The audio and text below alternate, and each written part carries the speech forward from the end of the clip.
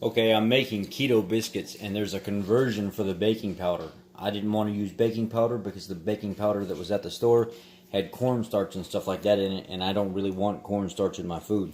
So what I decided to do is just use cream of tartar and baking soda to make the 3 teaspoons that it needs of baking powder.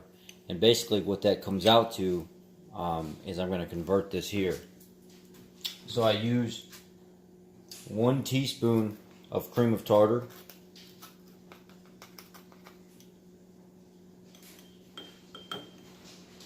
and a half a teaspoon of baking soda,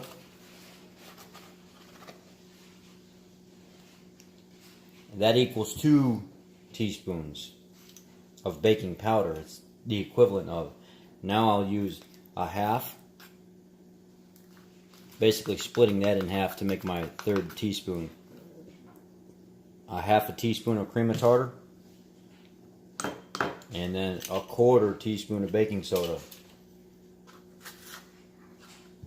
This gives me my 3 teaspoons equivalent of baking powder. So the conversion is, if you want 1 teaspoon of baking powder, you need a half a teaspoon of cream of tartar and a 1/4 teaspoon of baking soda.